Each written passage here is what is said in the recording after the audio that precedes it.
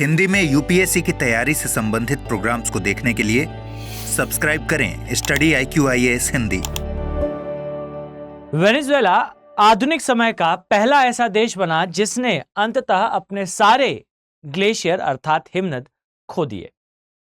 ऐसा नहीं है कि विश्व में बिना हिमनद वाला कोई देश नहीं है, लेकिन आधुनिक समय में यह पहली बार हुआ कि जिस देश के पास पहले हिमनद थे अब पूरी तरह से समाप्त हो चुके हैं।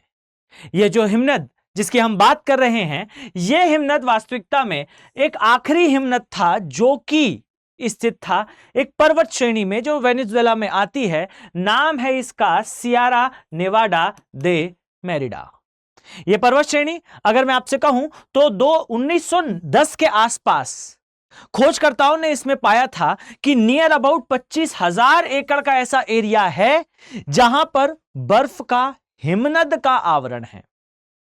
और इवन आश्चर्य की बात तो यह है कि यहां से बर्फ का व्यापक रूप से व्यापार भी होता था। लोग यहां से बर्फ और आदि चीजें लेकर दूसरे क्षेत्र में जाया भी करते थे।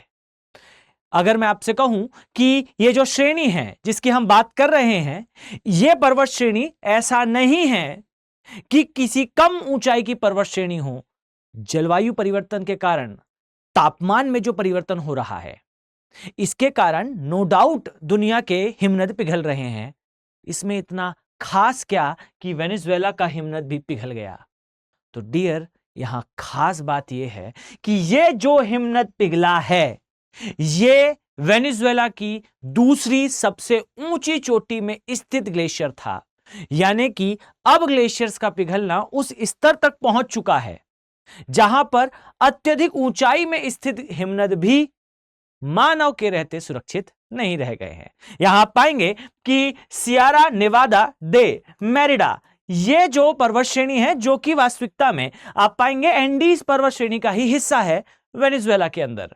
इसकी सबसे ऊंची चोटी अगर मैं आपसे कहूं तो इसे कहा जाता है पीक बोलिवर।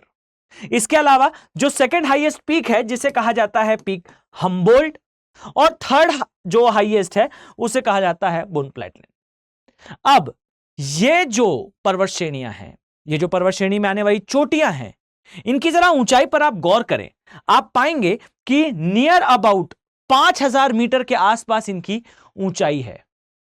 और इतनी ऊंचाई पर भी ये ग्लेशियर अब पिघल रहे हैं, यह सबसे बड़ी बात है। यहां ध्यान दें, अगर मैं आपसे कहूं तो 2011 के आसपास जो सियरा नेवाडा मेरिडा के अन्य ग्लेशियर थे, वैसे यहां पर कुल मिला के 6 ग्लेशियर हुआ करते थे बड़े आकार के। अब आप पाएंगे कि ये जो 6 ग्लेशियर्स हैं, इनमें से 5 पहले ही जो है वो समाप्त हो चुके थे, एक शेष था। यानी कि आपदा तो पहले ही शुरू हो चुकी थी, अब आपदा का अंतिम प्रहार बाकी था। यहां आप पाएंगे कि जो हम्बोल्ट ग्लेशियर था, यह अंतिम बचा हुआ यहां का चोटी पर स्थित ग्लेशियर था। अब इस ग्लेशियर का भी समाप्ति हो चुकी है। यहां एक बात पर गौर करें, 2011 के आसपास ऐसा कहा गया कि भाई जो अन्य ग्लेशियर यहां बचे हैं इंक्लूडिंग दिस ग्लेशियर, ये एटलीस्ट आने वाले 30 वर्षों तक शेष रहेंगे। परंतु हुआ ऐसा कुछ भी नहीं। लगभग 1 दशक पहले ही यह हिमनद भी समाप्त हो गया। अपने समय से पूर्व इस ग्लेशियर की समाप्ति तेजी से बढ़ते हुए जलवायु परिवर्तन को दर्शाती है। अब यहां पर आपके दिमाग में एक प्रश्न आएगा कि क्या वेनेजुएला ने इसे रोकने के लिए कोई कार्य किया? तो जरा इस बात पर गौर करें। वेनेजुएला नामक देश में आप पाएंगे सबसे पहले तो हाइपर इन्फ्लेशन दिखाई देगा, अत्यधिक महंगाई दिखाई देगी। और इस महंगाई को कंट्रोल करने के लिए वेनेजुएला देश पहले से ही दूसरे राजनीतिक संकटों से गुजर रहा है। इसका साक्षात एग्जाम्पल अगर मैं आपको कहूं तो किसी भी देश के लिए अपनी राजनीतिक स्थिरता और दूसरे नंबर पे अपने देश का विकास आता है। इसमें कोई बुरी बात नहीं है, इसे भी समझ ले। लेकिन यहां अगर मैं आपसे कहूं कि ये जो पर्वत श्रेणी है जो आपको इस प्रकार से यहां दिखाई देती है, आइए जरा इसे नक्शे पर देखने का थोड़ा प्रयास करते हैं। इस प्रकार से आप पाएंगे डियर कि ये है, यहां कहीं आपको दिखाई देगा जो दक्षिण अमेरिका वाला पोर्शन है, और इसमें इस तरीके से आप पाएंगे, जस्ट अ सेकेंड, यहां आप पाएंगे कि ये है भाई दक्षिण अमेरिका का एरिया, और इस कहीं स्थान पर आपको दिखाई देगा वेनेजुएला वाला पोर्शन। अब जब आप वेनेजुएला की बात करते हैं तो इसके एक हिस्से में आपको स्पष्ट तौर पर, अगर मैं आपसे कहूं, कुछ इस प्रकार से यहां पर एक रेंज दिखाई देगी, और इवन ये रेंज जो है इस तरीके से कंटिन्यूएशन में है। यहां कहीं से आपको एंडीज पर्वत श्रेणी जो है वो निकलती हुई दिखाई देगी, और एंडीज श्रेणी यहां से चलते हुए सीधा नीचे तक आती है। इसे एंडीज का कॉरिडोर भी कहते हैं।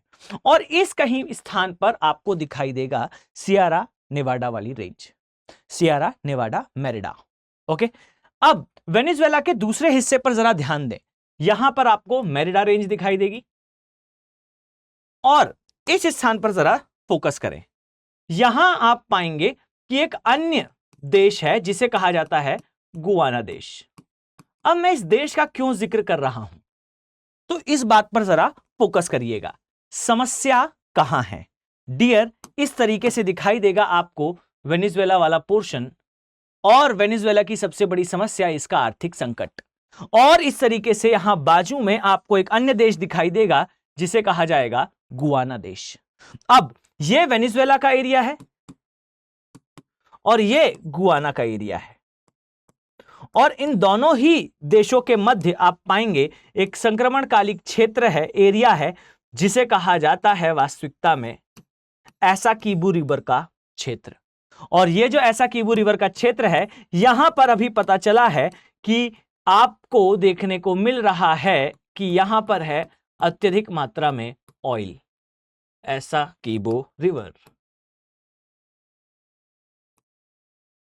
और जो इस स्थान में प्रचंड मात्रा में ऑयल दिख रहा है, ये दोनों ही देश जिन्हें अभी फोकस करना चाहिए अपने देश में हो रहे जलवायु परिवर्तन से निपटने के प्रयासों पर, दोनों ही देशों में अभी भिड़ंत इस बात पर चल रही है कि भाई इस एसाकीबो एरिया का मालिक कौन होगा।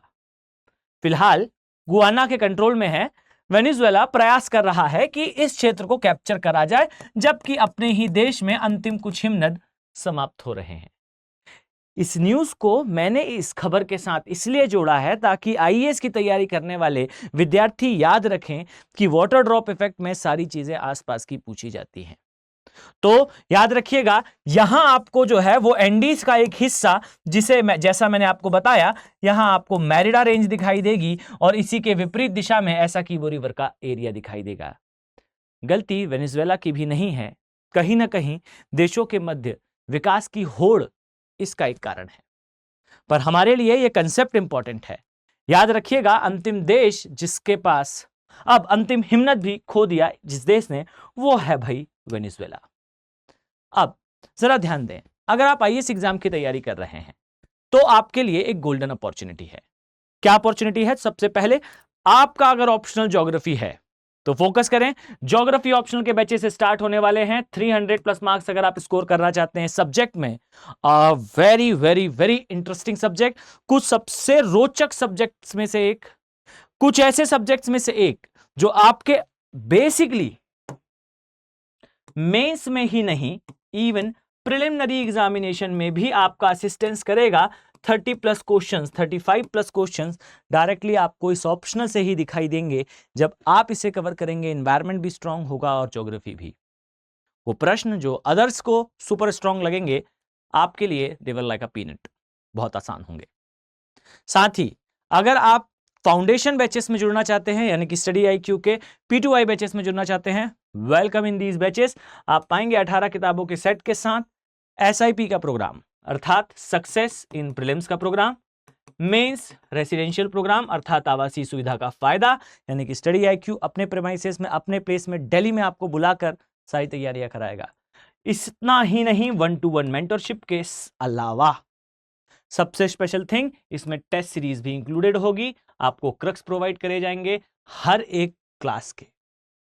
इतना सब कुछ एक्सक्लूसिवली 27,999 की बैर मिनिमम कॉस्ट पे। तो अगर आप इन बैचेस का पार्ट बनना चाहते हैं, फर्स्ट ऑफ ऑल आपको यूज करना है AK लाइव कोड। पहली बात, सेम थिंग 15,999 की कॉस्ट पे आप मेरे साथ ज्योग्राफी ऑप्शनल के बैचेस में जुड़ सकते हैं, same thing AK live code के साथ। इस उम्मीद के साथ कि डियर मैं आप सभी IAS एस्पिरेंट्स को आने वाले समय में इन बैचेस में देखने वाला हूं। चलिए मिलते हैं नेक्स्ट वीडियो में। Have a very nice day. Thank you. Hindi में यूपीएससी की तैयारी से संबंधित प्रोग्राम्स को देखने के लिए सब्सक्राइब करें स्टडी IQ IAS हिंदी।